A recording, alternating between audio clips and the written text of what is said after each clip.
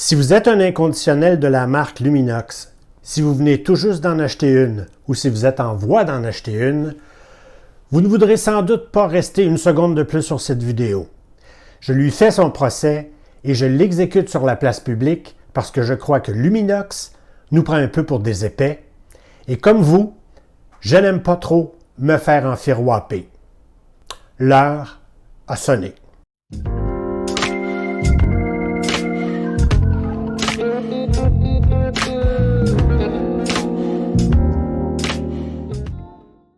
Bonjour et bienvenue à Jamais sans ma montre. Je veux tout d'abord remercier mon ami Charles, complice de mes escapades à vélo, qui m'a prêté sa montre pour filmer cette émission parce que j'ai vendu la mienne en vitesse.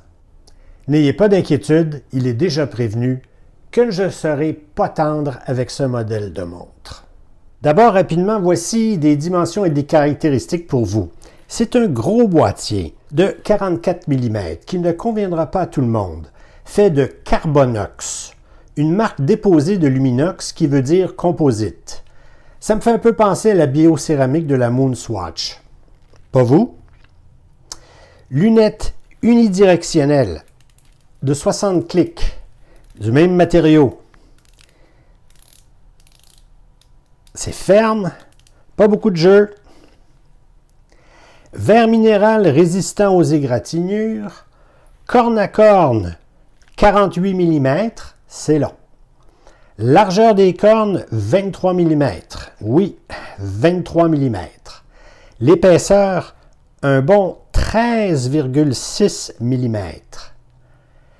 Couronne ici non vissée, ce qui est quand même étonnant. Vous avez ici une montre qui est homologuée à 200 mètres, la couronne n'est pas vissée et le fond est maintenu en place avec 4 petites vis. Le poids total, 58 grammes. Je vous jure, quand vous avez ça au poignet, vous avez l'impression d'avoir presque rien du tout. Même que ça ne donne pas une extraordinaire impression. Ici, on a un mouvement quartz suisse avec guichet de date à 3 heures. Bracelet signé de la marque Luminox.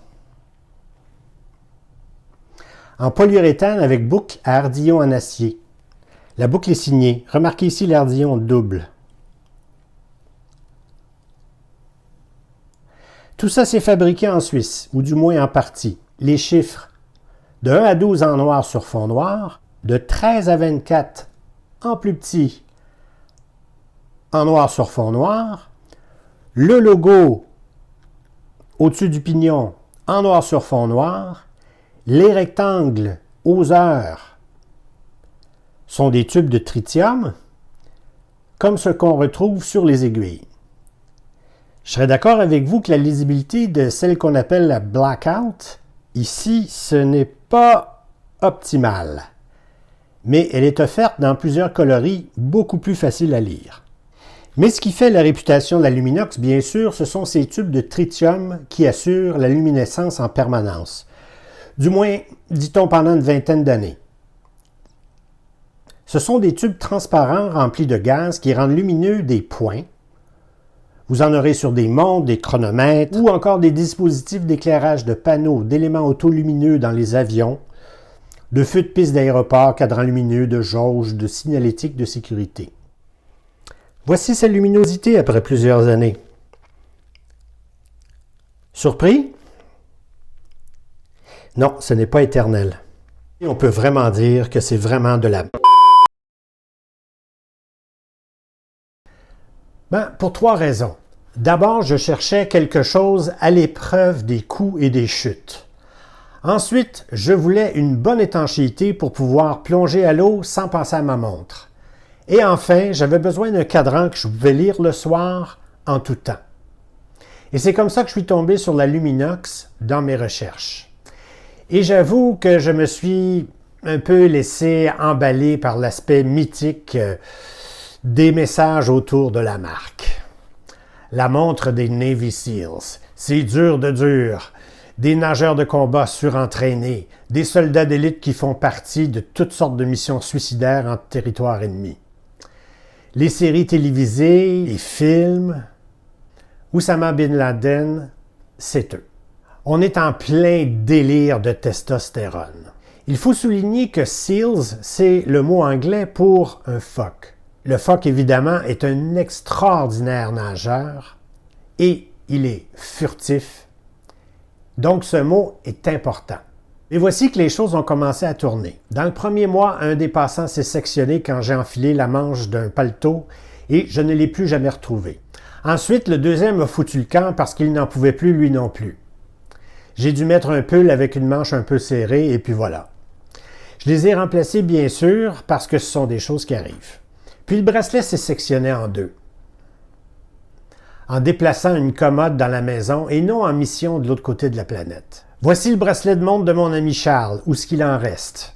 J'imagine que lui aussi déplaçait des meubles dans sa maison. Je me suis demandé si ces choses arrivaient aux Navy SEALs en mission dans l'axe du mal.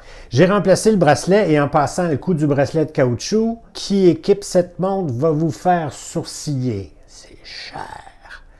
Mais pour être plus sûr, je lui ai installé un bracelet en nylon, puis en métal, comme l'a fait Charles d'ailleurs, et j'ai mis le bracelet de caoutchouc de côté. C'est du 23 mm, non pas 22 ni 24, mais 23 mm. Bref, ce bracelet, c'est de la... Puis à l'été, je suis allé me baigner sur la côte est des États-Unis et en rinçant la montre à l'eau tiède, j'ai pu apercevoir des signes de condensation sous le verre. Et il semble que ce n'est pas un cas isolé. Je me suis demandé si ces choses arrivaient aux Navy SEALs quand leurs artificiers plaçaient des mines sous des bateaux ennemis. C'est là que j'ai décidé que c'en était assez.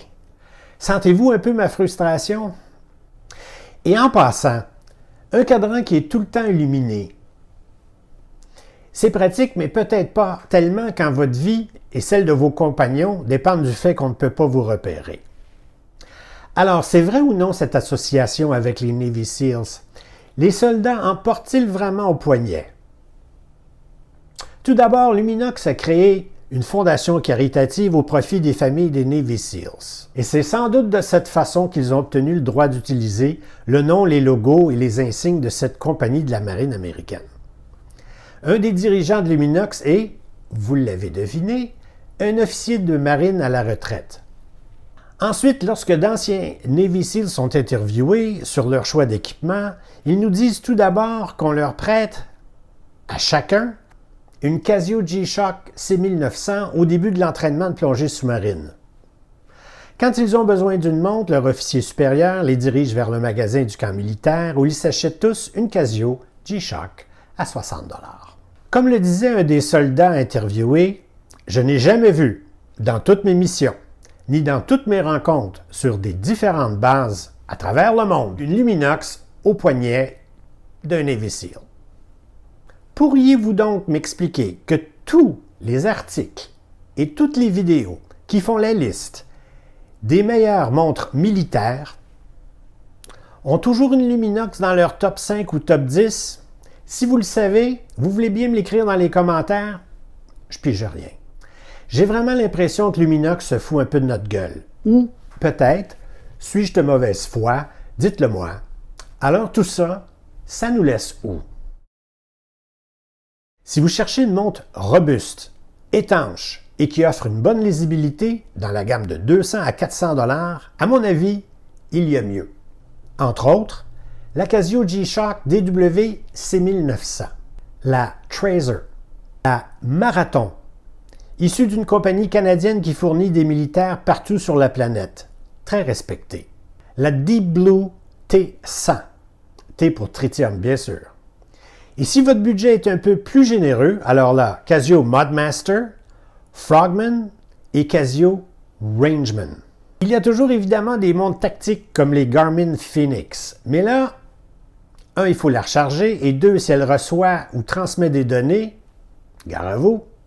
En passant, le cofondateur de la marque Luminox, Barry Cohen, a quitté la marque en 2017. Il est maintenant à la tête de ProTech, des montres avec un système de luminescence à tube de tritium, visant le marché des premiers répondants. Ça vaut peut-être le détour. Mais j'ai un peu l'impression que c'est le même truc sous un nouveau nom. Dites-moi si je me trompe dans les commentaires. Et vous, si vous faites partie des forces de l'ordre ou d'organisations militaires et paramilitaires, vous portez quoi? Moi, j'aimerais bien le savoir. Laissez-moi dans un commentaire, s'il vous plaît.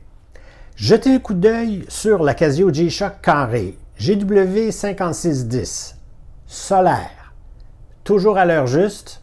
C'est beaucoup de montres pour pas mal moins cher. Et aussi la Casio ProTrek PRG 270, un modèle robuste qui vous aidera à survivre et à retrouver votre chemin à la suite de vos missions secrètes. Merci d'être resté jusqu'à la fin. N'oubliez pas de vous abonner à la chaîne, de donner un like à la vidéo et surtout, merci d'être là. Au plaisir de vous retrouver dans une prochaine vidéo. À bientôt.